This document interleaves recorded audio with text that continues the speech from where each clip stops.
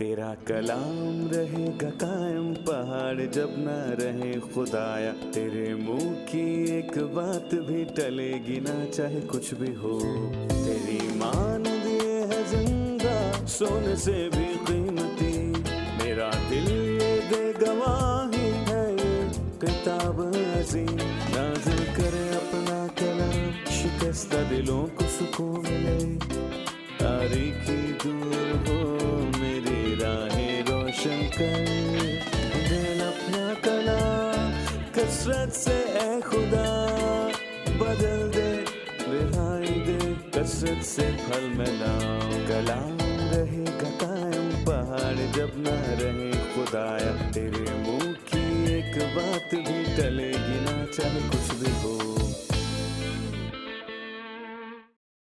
अजीज नाजरीन, मैं अयाज ज़रीफ आप सब देखने वालों को हमारे रोज़ के बाइबली मुतालिया प्रोग्राम की इस नई किस्त में खुशामदीद कहता हूँ। इस मुताले में हम बाइबल मुकद्दस की तमाम किताबों यानी पैदाइश से मुकाशफा तक हर सोमवार से जुमा रोज़ाना की बुनियाद पर आपके लिए प्रोग्राम पेश करते हैं। हम अभी तक गिनती की किताब का मुताला कर रहे हैं और इस मुताले को जारी रखते हुए आज हम इसके 25वें और 26वें बाब का मुताला जारी रखेंगे। गुज़िश्ता किस्त में हमने बलाम के बारे में बात की जिसने खुदा के लोगों पर लानत करने की कोशिश की, लेकिन खुदा ने इलाही इख्तियार के साथ मुदाखलत की और बलाम के मुंह में बरकत के अल्फाज को डाला। फिर उसने उसे पेशन गोई के अल्फाज दिए जो मुस्तकबिल में मसीह से ताल्लुक रखते हैं। ये वही है जिसके पास हुक्मरानी करने का आसा है, वो हुक्मरानी करने वाला बादशाह है जिसकी 1000 साला बादशाहत में लोग बरकत पाएंगे। लेकिन आज की किस्त में हम लोगों के जवाल के बारे में बात करेंगे और ये कि शैतान ने कैसे मुदाखलत करके उन लोगों को आजमाया और उन्हें एक ऐसे गुनाह में गिरा दिया जो उन पर खुदा की सजा को लाने का सबब बना। फिर हम सफर के इख्तिताम पर खुदा के लोगों की दूसरी मर्दमशुमारी के बारे में भी पढ़ते हैं। लेकिन प्रोग्राम के बाकायदा आगाज से पहले मैं खुदा के खादिम डॉक्टर एहसान को खुशामदीद कहूंगा। बहुत शुक्रिया भाई। खुदा आपको बरकत दे। खुदा आपको भी बरकत दे। शुक्रिया। साथ ही हमारे दीगर मेहमानों को भी खुशामदीद। डॉक्टर एसाम, इससे पहले कि हम 25वें बाब पर जाएं और उसके वाक़यात पर गौर करें जो किसी के दिल को तोड़ते हैं, दर हकीकत जब ये उन लोगों के पास आता है, क्या आप मुझे शैतान के बारे में बताएंगे जो आराम और सुकून नहीं करता और वो हर ज़माने में ईमानदारों को गिरफ्त में रखना चाहता है और एक के बाद एक कोशिश करता है। लिहाजा मुझे उस दुश्मन की फितरत के बारे में बताइए जो भटक रहा है, थकता नहीं और सोता नहीं। वो लोगों के साथ ऐसा करता और वो ये हर ईमानदार कलीसिया और इलाही हुक्म के साथ ऐसा किया करता था। उसके बारे में 2 खसूसियात मशहूर हैं। वो शेर की तरह आता है। इब्लीस गर्जने वाले शेर की तरह ढूंढता फिरता है कि किसको फाड़ खाए। अगर शेर के तौर पर कामयाब नहीं कि वो शेर की तरह लोगों को ना आजमा सके तो वो सांप की तरह आता है और सांप की सूरत वो है जिसमें वो बागे अदन में दाखिल होने में कामयाब हुआ। जब वो दाखिल हुआ तो बागे अदन में गुनाह लाया। इस तरह यहाँ की शबी ज्यादा गलीज चुभने वाली बदनीयती पर मबनी शबी है। जो काम वो शेर के तौर पर नहीं कर पाता, इसमें वो सांप के तौर पर कामयाब होने की कोशिश करता है। जिस काम में एलानिया कामयाब नहीं होता तो जब वो आजमाइश लाता है तो कामयाब हो जाता है। 23वें और 24वें बाब में वो गर्जने वाले शेर की तरह आता है। वो लानत करना चाहता है लेकिन कामयाब नहीं होता क्योंकि तमाम हालात पर खुदा का गलबा है और खुदा लोगों को इम्तिहान से गुजारता है। बस वो सांप की सूरत में लोगों के पास आया और आजमाइश लाया और उन आजमाइशों के जरिए वो उन्हें लालच देता है ताकि वो कुछ ऐसा करें जिससे खुदा का गजब उन पर भड़के। और वो जानता है खुदा को पाकीज़गी पसंद है। खुदा पाक है। वो पाक है। और दूसरी चीज उसने शुरू में कहा कि वो याकूब में बदी नहीं पाता और उसने उससे कहा कि अगर तू चाहता है कि खुदा उनसे नाराज हो तो बदकारी होने दे। और उसने कहा मेरे लोग अकेले रहते हैं और उनका दूसरी कौमों में शुमार नहीं होगा। और उसने जवाब दिया और कहा कि क्या तू चाहता है कि खुदा उनसे नाराज हो? लिखा है यूं बनी इसराइल बाल फगूर को पूजने लगे। उसने उन्हें 2 चीजों में दाखिल किया, उन्हें आजमाइश में डाला। उन्होंने मोआब की औरत के साथ बदकारी की और फिर उन्हें लालच दिया कि वो बाल फगूर की पैरवी करें। लिहाजा अमली तौर पर वो ऐसी कौम बन गई जो अकेली नहीं रहती थी। और ना ही खुदा ने कहा कि मैं याकूब में कोई बदी नहीं पाता और यही उन पर खुदा का अजाब लाएगा और तू उन पर लानत नहीं कर पाएगा क्योंकि वो खुदा से मुंसलिक हैं और वही सजा देने के वक्त का इंतखाब करेगा। इखलाक की गिरावट से खुदा नाराज होगा। और आजकल शैतान बहुत सारे ईमानदारों के साथ ऐसा करता है। वो ज्यादा आजमाइशों का सामना करने में कामयाब होते हैं लेकिन जब वो गुनाह के लालच में आ जाएंगे तो ये मौजूदा दौर में कितना वसी है بہت سارے ایماندار گناہ کی آزمائش میں گر سکتے ہیں، لیکن دعا ہے خداوند ہمیں محفوظ رکھے۔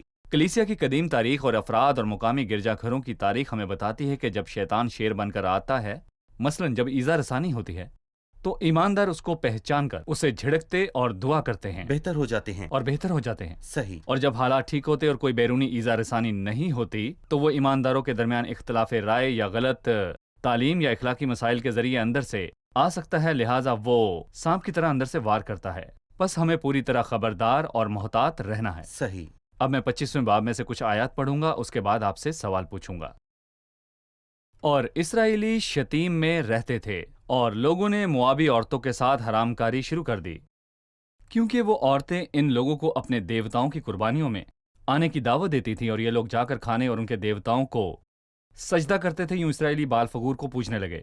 تب خداوند کا قہر اسرائیلیوں پر بھڑکا اور خداوند نے موسیٰ سے کہا، قوم کے سب سرداروں کو پکڑ کر خداوند کے حضور دھوپ میں ٹانگ دے، تاکہ خداوند کا شدید قہر اسرائیل پر سے ٹل جائے۔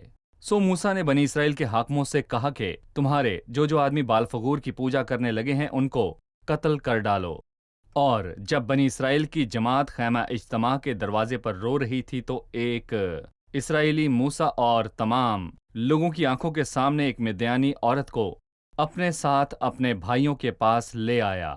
جب فنہاس بن الیزر بن ہارون کاہن نے یہ دیکھا تو اس نے جماعت میں سے اٹھ ہاتھ میں ایک برچھی لی اور اس مرد کے پیچھے جا کر خیمے کے اندر گھسا اور اس اسرائیلی مرد اور عورت دونوں کا پیٹ چھید ڈالا۔ تب بنی اسرائیل میں سے وبا جاتی رہی اور جتنے اس وبا سے مرے ان کا شمار 24,000 تھا۔ یہ ایک ایسا زوال تھا جس میں ہم نے لوگوں کی ناکامی کو دیکھا، لیکن اس کے روشن پہلو فناس بن الیزر کے بارے میں آپ کیا کہیں گے؟ یہ سچ ہے کہ خدا تاریک منظر میں ہمیشہ ہی اپنے لیے ایک شخص کو اٹھاتا ہے۔ اس نے اپنے لیے ایک ایسا شخص اٹھایا جو واقعے کے درمیان ظاہر ہوتا ہے اور خدا تیار کرتا ہے، جو کہ خدا کے اصول، نظریات اور دل سے مطابقت رکھتا ہے۔ خدا کو بدی سے نفرت ہے، وہ بدی سے بہت نفرت کرتا ہے۔ آپ تصور نہیں کر سکتے، اور جو یہاں مر گئے ان پر غور کریں، کتنے لوگ مرے۔ 24,000 خدا کو بدی پسند نہیں۔ اور یہاں جو شخص ہمیں دکھائی دیتا ہے، اس نے خدا کی پاکیزگی کے لیے اس کے پیار اور برائی کے لیے اس کی نفرت کا جواب دیا۔ وہ برداشت نہیں کر سکتا۔ ایک نہایت گستاخ آدمی شکستہ دل لوگوں کے سامنے آیا جو اس حالت میں اپنی اخلاقی گراوٹ کی وجہ سے، چنانچہ مکمل گستاخی اور ارادے کے ساتھ وہ اپنی مدیانی عورت کو ان کے سامنے لایا، جو اپنی ناپاکی کی وجہ سے شکستہ دلی کے ساتھ رو رہے ہیں۔ گویا وہ یہ کہنا چاہ رہا ہے کہ ناپاکی عوام میں ہی ہوگی، میں تمہیں دکھاؤں گا کہ ناپاکی عوام میں ہی ہوگی۔ چنانچہ فنہاس پرجوش تھا، اس نے گناہ کو ختم کرنے کے لیے خدا کے دل کے موافق کام کیا۔ اسے کسی سے صلاح لینے کی ضرورت تھی؟ بالکل نہیں۔ اور میں کہوں گا کہ برائی کی مہک تباہی ہے، اور فناس نے بھی یہی کیا یہ تھا۔ وفادار ہونے کا رویہ ہے۔ یہ وفادار ہونے کا رویہ ہے جو برائی کو اس کے تمام پہلوؤں کے ساتھ رد کرتا ہے، اور جسے ہم اس باب میں دیکھیں گے، یہ اس کا اجر ہے۔ صحیح۔ ہم ایک چھوٹے سے وقفے کے بعد دوبارہ حاضر ہوں گے۔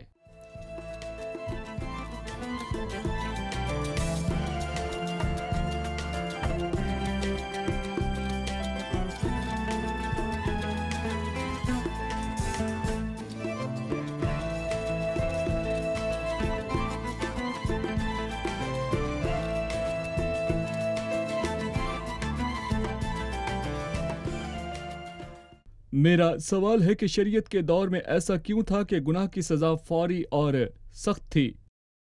جی، اس معاملے میں دو خیالات موجود ہیں۔ پہلا خیال یہ ہے کہ وہ گناہ جو عوام کے سامنے بدعنوانی سے کیا جاتا ہے، وہ تمام لوگوں کو بری طرح متاثر کرتا ہے۔ یہ خدا کا انکار کرنا ہے، اس لیے اس نے فی الفور اس حکم کو ختم کیا۔ اس گناہ نے سب کچھ برباد کر دیا۔ یہ ایسا ہی ہے کہ خدا کو للکارنا اس شخص کی طرح جس نے سبت کے دن منجمع کیا، نیز کرنتھیوں 1:5 کی طرح شریر کو اپنے درمیان سے نکال دو۔ ہمیں اسے نکالنے کی ضرورت کیوں ہے؟ شاید یہ اس لیے ہے کہ شاید یہ ایسا گناہ ہے جو عوام کے سامنے کیا گیا۔ دوسری بات، یہ ہمیشہ آغاز کی تقسیم کے وقت ہوتا ہے، کیونکہ خدا اپنے اصول ظاہر کرتا ہے۔ پس تقسیموں کا آغاز کسی بھی چیز کی فوری اور واضح عدالت سے ہوتا ہے، جو اس تقسیم کے اصول سے بالکل متصادم ہوتا ہے۔ کیونکہ خدا ان لوگوں کے ساتھ ایک نئی تقسیم قائم کر رہا تھا جسے شریعت کہا جاتا ہے۔ صحیح، لہٰذا جس نے حکم توڑا اور بدی کی اسے فوراً نکال دینا چاہیے۔ اور میں کہنا چاہوں گا یہی چیز کلیسیا پر بھی لاگو ہوتی ہے۔ کلیسیا کے آغاز میں گناہ بالکل ناقابل برداشت تھا۔ حننیہ اور سفیرہ نے کیا کیا؟ یہ تقسیم کا آغاز تھا، لہٰذا اس کی تصویر کشی پاکیزگی کے درجے کے لحاظ سے ہونی چاہیے جو خدا اس تقسیم میں چاہتا ہے۔ صحیح۔ جب اسرائیلیوں کے گناہ کی بات آتی ہے جو خدا کے لوگوں کے سامنے مدیانی عورت کو لایا، اور یہ خدا کے قہر کو لانے کی ایک بنیادی وجہ تھی، لیکن فنہاس بن الیزر کاہن کا منصب خداوند نے سمجھا۔ صحیح۔ میں چند آیات پڑھنا چاہتا ہوں جو خداوند نے موسیٰ کو فنہاس کے بارے میں کہے، اور آپ مجھے وفاداری اور پرہیزگاری اور خداوند کی طرف کھڑے ہونے کے اجر کے بارے میں بتائیں، یہ کس کی مانند ہے؟ اور خداوند نے موسیٰ سے کہا، فنہاس بن الیزر بن ہارون کاہن نے میرے قہر کو بنی اسرائیل پر سے ہٹایا، کیونکہ ان کے بیچ اسے میرے لیے غیرت آئی، اسی لیے میں نے بنی اسرائیل کو اپنی غیرت کے جوش میں نابود نہیں کیا۔ سو تو کہہ دے کہ میں نے اس سے اپنا صلح کا عہد باندھا، اور وہ اس کے لیے اور اس کے بعد اس کی نسل کے لیے کہانت کا دائمی عہد ہوگا، کیونکہ وہ اپنے خدا کے لیے غیرت مند ہوا اور اس نے بنی اسرائیل کے لیے کفارہ دیا۔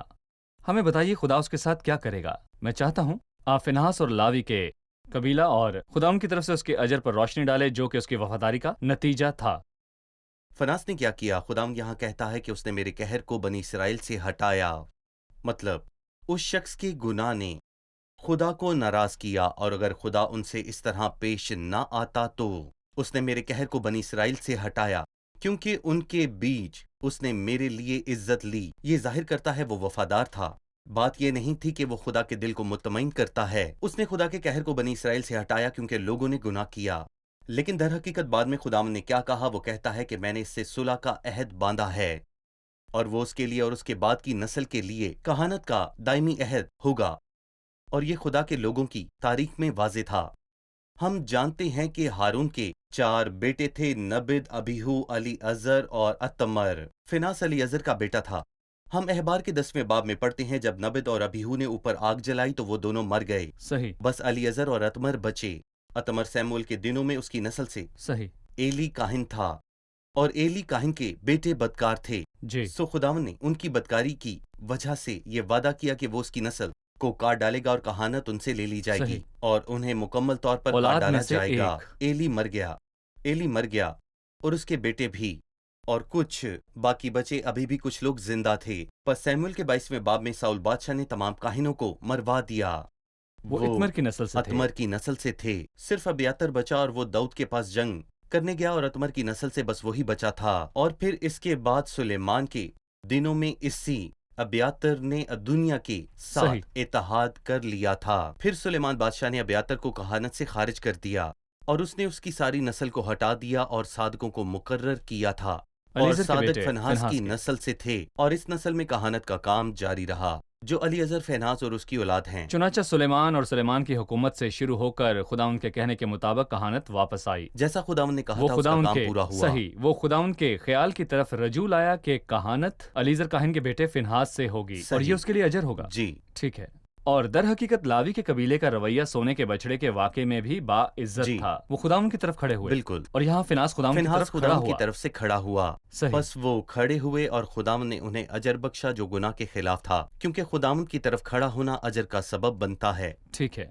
میں 16ویں آیت پر آپ کا تبصرہ چاہتا ہوں۔ اور خداوند نے موسیٰ سے کہا کہ مدیانیوں کو ستانا اور ان کو مارنا، کیونکہ وہ تم کو اپنے مکر کے دام میں پھنسا کر ستاتے ہیں، جیسا فغور کے معاملے میں ہوا اور قصبی کے معاملے میں بھی ہوا جو مدیان کے سردار کی بیٹی اور مدیانیوں کی بہن تھی، اور فغور ہی کے معاملے میں وبا کے دن ماری گئی۔ جب خداوند کہتا ہے انہیں مارو کیونکہ انہوں نے تمہیں ستایا، ہو سکتا ہے کوئی جو مجھے ابھی سن رہا ہو اور کہے کہ خدا بدلہ لیتا ہے، گویا آنکھ کے بدلے آنکھ، دانت کے بدلے دانت، اور اس پر افسوس جس نے شروع کیا، یا پھر اس کے پیچھے کوئی روحانی معنی بھی پنہا ہے۔ اس میں اخلاقی اور روحانی معنی ہے، یہی ایک مخصوص گناہ ہی کیوں؟ اور وہ کہتا ہے دیکھو تم ایسا کیوں کرتے ہو، کیونکہ وہ تمہیں سنتے ہیں، وہ تم کو اپنے مکر کے دام میں پھنسا کر سنتے ہیں۔ کیا گناہ گلا دباتا ہے، اور خدا کہتا ہے تم اس گناہ کے سبب سے دم توڑ رہے ہو جس کا انہوں نے تمہیں لالچ دیا ہے، چنانچہ وہ تم کو اپنے مکر کے دام میں پھنسا کر ستاتے ہیں، جیسا کہ فغور کے معاملے میں ہوا، نہ کہ وہ تم پر लानत करने की कोशिश करके तुम्हारी नाराजगी का सबब बनते हैं। और फिर उनकी बहन कस्बी का मामला देखो, ये एक ऐसा गुनाह है जो भुलाया नहीं जा सकता, गोया खुदा को याद है। क्या ये एलानिया गुनाह है जो खुदा को ललकारने के मुतरादिफ है? और कस्बी जो कि मदियानियों के सरदार की बेटी और मदियानियों की बहन थी, जो फगूर ही के मामले में वबा के दिन मारी गई, क्या उसका बदला लेना चाहिए? उसका बदला लेने का मतलब है कि वो लोग बदी को अपने बुनियादी आले के तौर पर इस्तेमाल करते हैं, और बस बुराई का खात्मा होना जरूरी है, इससे कतई नजर के इसकी कीमत क्या है। सही। और इसके बाद हम देखेंगे कि उन्होंने उन पर कैसे हमला किया और उन्हें बर्बाद करके रख दिया। और ये एक इलाही असूल है कि सही। जिसे आसानी से निपटाया नहीं जा सकता, जो खुदा का मुकाबला करते हैं। चुनाचा हम समझते हैं कि इस बात के हमारे लिए रूहानी तौर पर नए अहदनामे की रोशनी में ये मानी है कि जो दुश्मन हमारे साथ लड़ रहे हैं वो इंसान नहीं है, क्योंकि हमें खून और गोश्त से कुश्ती नहीं करनी, बल्कि दुनिया की उन शरारत की रूहानी फौजों से जो आसमानी मुकामों में है। जब दुनिया हमारे सामने अपनी आजमाइशें लाती है तो यह हमें सताने की एक कोशिश होती है। जब शैतान इंसान के सामने वो सब कुछ रखता है जिसकी इंसान ख्वाहिश करता है, ये कैसे महफूज रहते हैं और रूह कैसे जिस्म की ख्वाहिशों के खिलाफ खड़ा हो सकता है? मसीही ईमानदारों और बुराई के दरमियान आज भी यही जंग लड़ी जा रही है। मैं कहना चाहूंगा कि जिस्म का क्या करना है। बाइबल हमें तालीम देती है कि हम जिस्म से समझौता नहीं बल्कि मौत से मुकाबला करते हैं। जी। इसलिए जिस्म की ख्वाहिशात दुनिया की आरजू हैं, यही दुनिया और शैतान की कोशिश है जो हमें जिस्म की हवस और लालच में फंसाती हैं। हम समझौता नहीं कर सकते, इनका हल मौत है। सही। शुक्रिया। हम एक छोटे से वक्फे के बाद दोबारा हाजिर होंगे।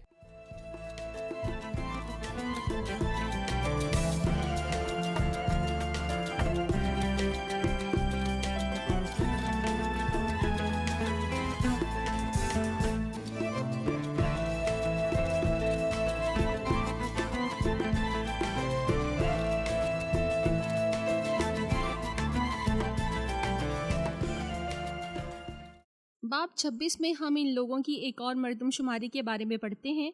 तो दोबारा मर्दमशुमारी क्यों की गई और इसमें पहले और पहले बाब में की गई मर्दमशुमारी में क्या फ़र्क है?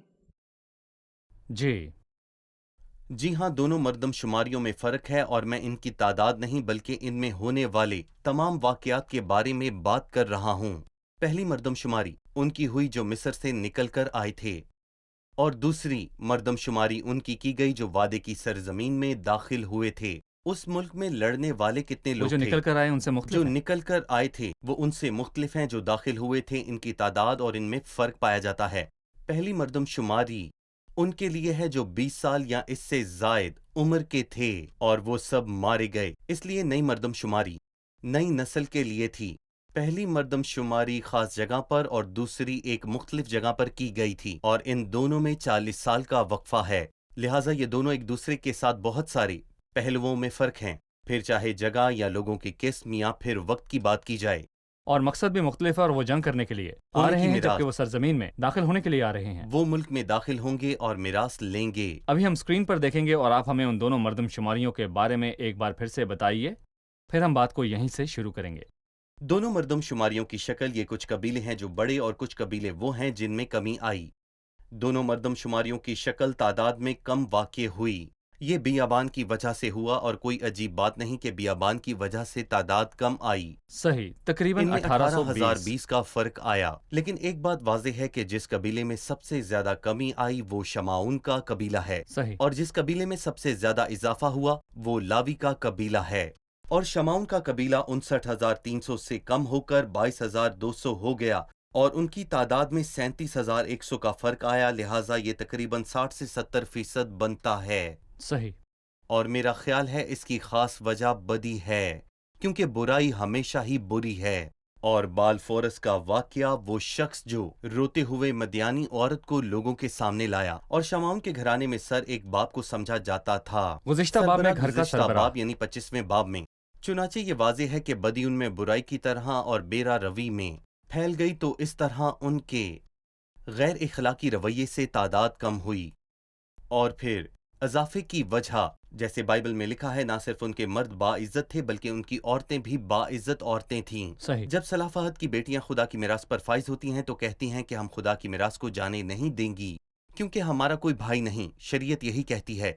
پس موسیٰ نے اس معاملے کو خدا کے سامنے رکھا اور اس پر اس کی رائے لی، اور خاص طور پر یہ کہتے ہوئے ایک نئی قانون سازی کی گئی، اگر کوئی مرد مر جائے اور اس کا کوئی بیٹا نہ ہو تو اس کی میراث بیٹیوں کو دی جائے، اور اگر بیٹیاں نہ ہو تو یہ میراث بھائیوں کو دی جائے۔ اس لیے جب وہ بعد میں ملک میں داخل ہوئے تو اس سے میراث کا تعلق یہی ہے۔ زمین کے مالک ہونے کی۔ وہ اس علاقے کا سائز جو لیں گے، جو زمین انہیں بانٹی جائے گی وہ کرہ ڈال کر بانٹی جائے گی، اور وہ اس طرح خدا کے اختیار کے مطابق ہوگا۔ تو جن کی تعداد میں اضافہ ہوا یعنی منسی، وہ کتنی زمین کے وارث ہوں گے، کیونکہ وہ تعداد میں بڑھ گئے اور شمعون کم ہوا، اور یہ خدا میں ان کی ملکیت ہے۔ دیکھو یہ چیزیں کیسے ہوں گی، یہاں تک کہ میراث میں داخل ہونے کے بعد جب وہ داخل ہوئے، اور وہ رقبہ جو اس ملک میں وہ لے گئے اس میں ہمارے لیے روحانی معنی ہیں۔ آسمان پر جانا حقیقی ہے، اور تو یقینی طور پر ہر حال میں داخل ہوگا، اور چھڑائے یہ جانے والے ہوگا۔ تمام لوگ آسمان میں داخل اور ہوں گے۔ میرا یہ ماننا ہے کہ کوئی بھی ایماندار باہر نہیں رہے گا، صحیح، لیکن وہاں اجر ایک دوسرے صحیح۔ سے مختلف ہوں گے، ان کے رقبے مختلف ہیں۔ گویا ان کے رقبے ہم۔ مختلف ہیں، وہ ایک دوسرے سے مختلف ہوں گے، تمام برتن بھرے ہوئے ہوں گے لیکن ایک دوسرے سے مختلف ہوں گے۔ جی۔ اس کا انحصار کس پر ہے؟ یہ تربیت اور پاکیزگی پر منحصر ہے۔ یہاں خداوند کے ساتھ تعلق میں تربیت اور پاکیزگی اور اس کی ملکیت کا زیادہ حصہ وہ ہے جو ہمیں مسیح میں میسر ہے۔ میری زندگی پر مسیح کی زیادہ حکمرانی اور زیادہ مخصوص رہنا، یہ ہمیں عبادت کی طرف لے جاتی ہے، جس سے ہمارا آسمانی اجر بڑھ جاتا ہے اور محظوظ ہونے کا رقبہ بڑھتا ہے۔ چنانچہ آسمان میں داخل ہونا مسیح کے صلیب پر کیے گئے کام کی وجہ سے یقینی ہے، لیکن آسمان میں داخل ہونے والوں سب کا اجر برابر نہیں ہے۔ یہ سچ ہے۔ وہاں اجر مختلف ہے، بالکل ان لوگوں کی طرح جو اس ملک میں مختلف تعداد میں داخل ہوئے، اور جو قبیلہ تعداد میں بڑا تھا اسے زیادہ رقبہ ملا، اور جو کم تھا اسے کم رقبہ ملا۔ یہ واضح ہے کہ بائبل کے ابواب کی ترتیب میں بہت سے شرمناک واقعات ہیں، اور بہت سے صفحات میں ایسے واقعات بھی ہیں جن میں برکات کی بات کی گئی ہے۔ پس پچھلا باب یعنی کہ 25واں جی۔ باب شرمناک تھا۔ اس باب صحیح۔ میں ذکر ہے کہ لوگ بال فغور میں ناکام ہوئے اور ایک شخص کا گناہ جو مدیانی عورت کو لایا، لیکن 26ویں باب میں ہم مردم شماری اور میراث میں داخل ہونے کے بارے میں پڑھتے ہیں۔ 14واں باب ایک زوال پر مشتمل ہے، اور صحیح۔ پھر 15واں باب آتا ہے نظروں کا جس میں نذرانوں کا ذکر ہے۔ میں کہنا چاہوں گا کہ خدا ہمیشہ اپنے فضل کے ذریعے مداخلت کرتا ہے۔ وہ غلط کاموں سے کیا کرتا ہے؟ وہ ناکامیوں سے کیا کرتا ہے؟ ناکامیوں کے اپنے نتائج ہوتے ہیں۔ یہاں انہوں نے نتائج کاٹے تھے، بہت مرے تھے، لیکن فضل فضل ہے۔ صحیح۔ ایک خوبصورت تاریخ ہے، انسان انسان ہے اور خدا خدا ہے، اور انسان خود کو ظاہر کرتا رہا ہے۔ ہم دیکھتے ہیں کہ فضل بھرپور دیا گیا، لیکن پھر بھی ہم انسان کی ناکامی کو دیکھتے ہیں، صحیح۔ اور وہ اوپر سے گر پڑا۔ اور خدا کیا کرتا ہے؟ وہ انسان کو اس سے نپٹنے دیتا ہے، لیکن اس کا دل تبدیل نہیں ہوتا۔ پس فضل واضح ہے، اور بال فغور کی کہانی میں جو کچھ ہوا وہ واقع ہے۔ اگر خدا کی جگہ پر ہوتے تو کہتے کہ شاید یہ سب کچھ آپ کی وجہ سے ہوا نکل ہے، جاؤ۔ اور میں تم سے بڑی قوم کو لاؤں گا، اور خدا نے موسیٰ سے یہی کہا تھا۔ اگر ہم خدا کی جگہ پر ہوتے تو یہ آسانی صحیح۔ سے کرتے، لیکن خدا یہ نہیں کرے گا، وہ نہیں کرے گا۔ تم تعداد کے مطابق داخل ہوگے اور کوئی بھی باہر نہیں رہے گا، اور تمام قبیلے داخل ہوں گے تو دان اور شمعون بھی داخل ہوں گے۔ جی شمعون داخل ہوگا، وہ باہر نہیں رہے گا۔ لیکن یہاں پر ایک اور بات بھی ہے کہ تم نے یہاں کیا کھویا ہے۔ فضل ہمیشہ فضل ہی رہے گا کیونکہ یہ خدا ہے۔ شکریہ۔ ہمارے پروگرام کا وقت ختم ہوا چاہتا ہے۔ آئیے مہمانوں سے رائے جانیں۔ آج کے پروگرام میں آپ نے کیا سیکھا؟ خداوند ہمیں محفوظ رکھنے اور ہمیں شیطان کے خیالوں اور سازشوں کو سمجھنے اور جاننے کی بصیرت عطا کرے، چاہے وہ شیر کی یا سانپ کی صورت میں آئے۔ حوصلہ افزائی کی بات یہ ہے کہ تاریکی مناظر کے درمیان ہم روشنی کی ایک کرن کو دیکھتے ہیں جو خداوند کے لیے عزت رکھتا ہے اور خدا کے ساتھ شراکت رکھنے کا رویہ رکھتا ہے۔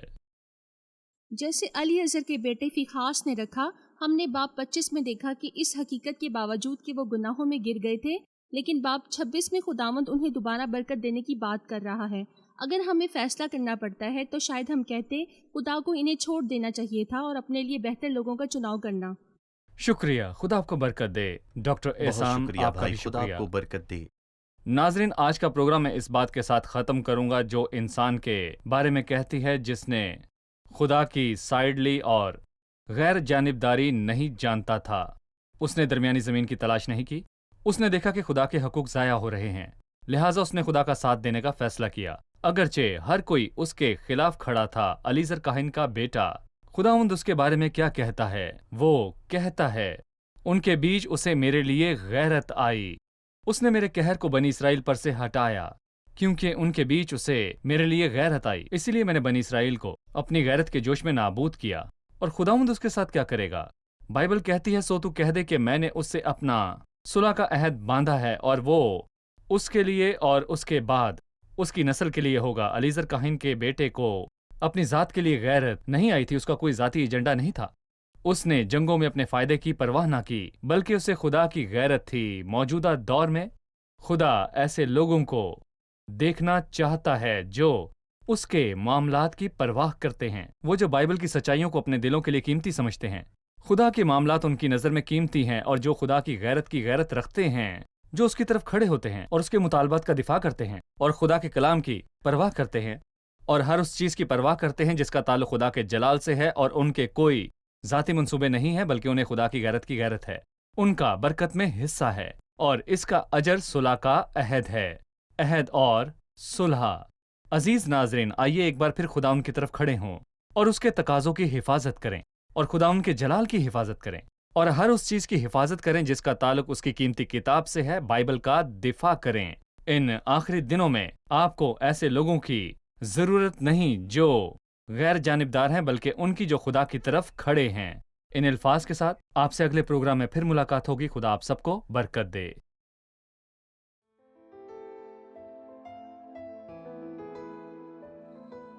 तेरा कलाम रहेगा कायम पहाड़ जब ना रहे खुदाया। तेरे मुंह की एक बात भी टलेगी ना, चाहे कुछ भी हो।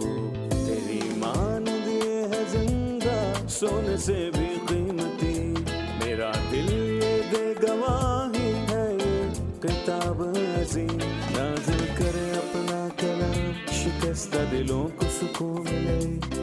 तारीकी दूर हो मेरी राहें रोशन कर, दिल अपना कलाम कसरत से ए खुदा बदल दे, रिहाई दे कसरत से फल मिलाओ। कलाम रहेगा कायम पहाड़ जब ना रहे खुदाया। तेरे मुंह की एक बात भी टलेगी ना, चाहे कुछ